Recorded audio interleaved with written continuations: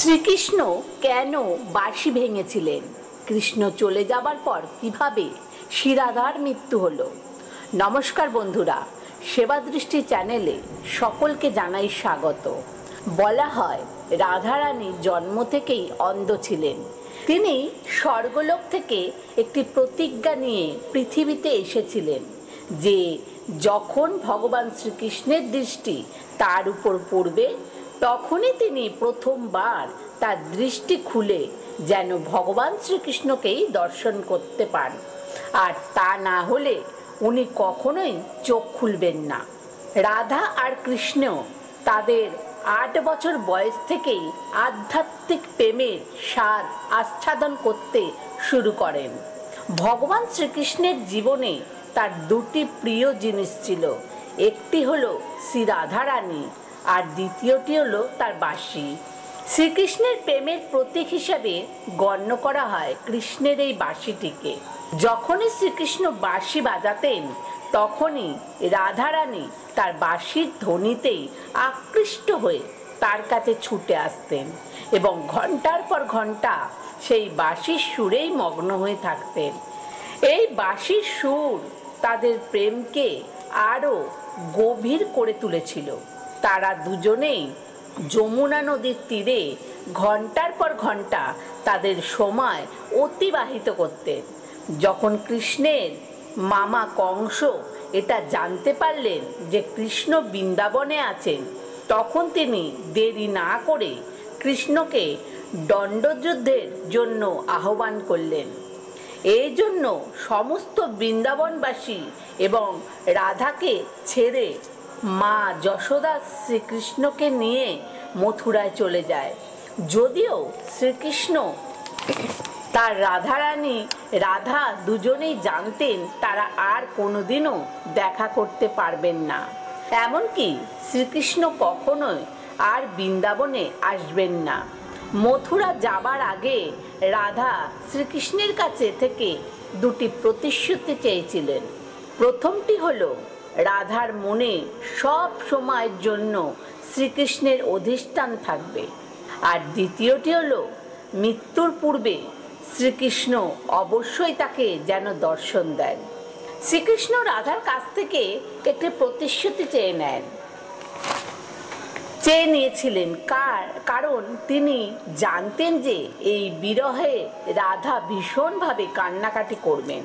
তাই তিনি রাধাকে বলেন যে কৃষ্ণের বিরহে তিনি এক ফোঁটাও অশ্রু ঝরাতে পারবে না। এরপর শ্রী রাধার কাছ থেকে বৃন্দাবনে চলে যায় আর কৃষ্ণ মথুরার উদ্দেশ্যে যাত্রা শুরু করেন। শ্রীকৃষ্ণ মথুরায় গিয়ে কংসকে বধ করে তার পিতা মাতা দেবকী ও বাসুদেবকে বন্দিদশা থেকে মুক্ত করেন।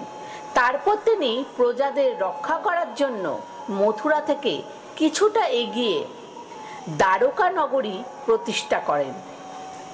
শ্রীকৃষ্ণ দ্বারকায় গিয়ে প্রথমে রুক্মিণী ও পরে সত্যভামাকে বিবাহ করেন এবং পরবর্তীতে আরও 6 জনকে বিবাহ করেন, যারা হলেন জাম্ববতী, কালিন্দী, মিত্রবিন্দ, নগনাজিতি, ভদ্রা এবং লক্ষণ।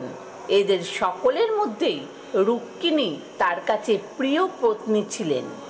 শ্রীকৃষ্ণ ও রুক্মিণী দ্বারকা নগরীতে সুখে শান্তিতে বসবাস করতে শুরু করেন। এরপর ভগবান শ্রীকৃষ্ণ দৈবিক কাজে লিপ্ত হয়ে যান। শোনা যায় শ্রীকৃষ্ণ মাঝে মাঝে ঘুমন্ত অবস্থায় রাধা রাধা বলে ডাকতেন। এই ঘটনাটি কৃষ্ণের 8 জন পত্নী কেউই পছন্দ করত না, ভালোভাবে নিত না। একদিন রুক্মিণী শ্রীকৃষ্ণকে বললেন, প্রভু, আমরা সকলেই তো আপনাকে ভালোবাসি, কিন্তু রাধারানীর মধ্যে এমন কি আছে যে আপনি ঘুমন্ত অবস্থায় তাকে ডাকতে থাকেন? শ্রীকৃষ্ণ বলল, এর উত্তর জানতে গেলে তোমাকে একবার অন্তত রাধার সঙ্গে দেখা করতে হবে। তবে যাবার সময় কিছু সঙ্গে করে নিয়ে যেও। এরপর রুক্মিণী খুব গরম এক বাটি দুধ নিয়ে রাধার সঙ্গে দেখা করতে যান।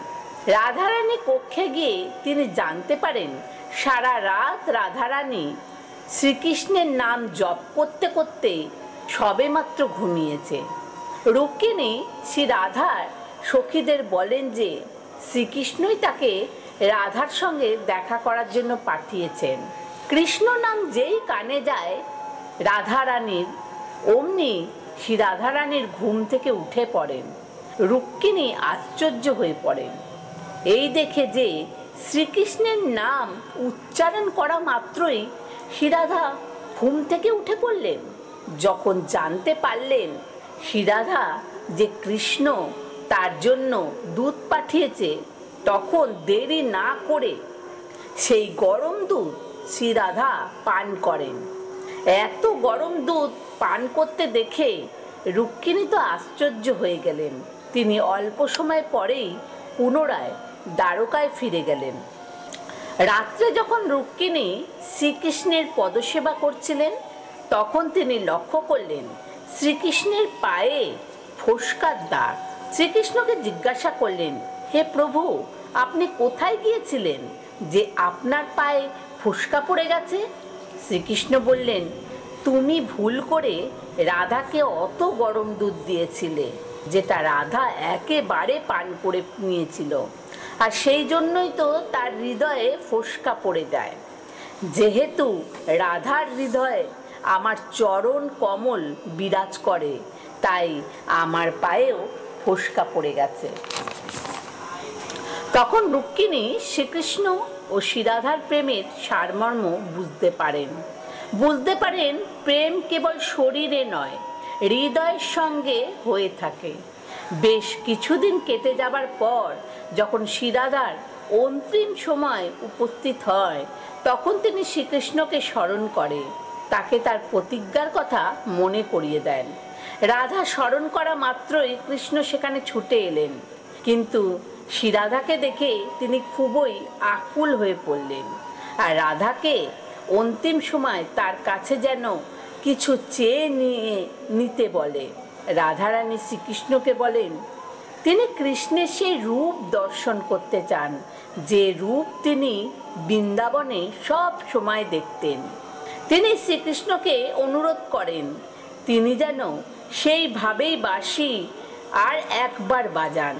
রাধারানীর কথা রাখার জন্য শ্রীকৃষ্ণ তার বাঁশি বের করেন এবং মধুর সঙ্গীত বাজাতে শুরু করেন, যা শুনে রাধা ও কৃষ্ণের চোখ থেকে প্রেমের অশ্রু নির্গত হতে থাকে।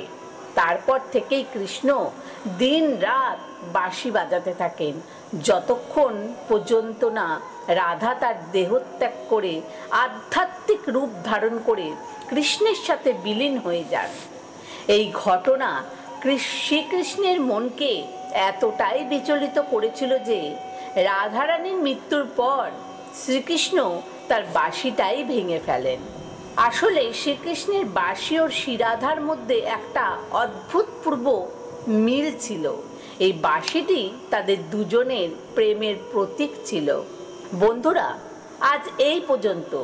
আমার এই তত্ত্বকথাটি শুনে ভালো লাগলে অবশ্যই লাইক করুন এবং শেয়ার করুন, আর চ্যানেলটিকে সাবস্ক্রাইব করে আমাদের পাশে থাকুন, আর কমেন্টে জয় শ্রী রাধে, জয় শ্রীকৃষ্ণ লিখতে ভুলবেন না। ধন্যবাদ।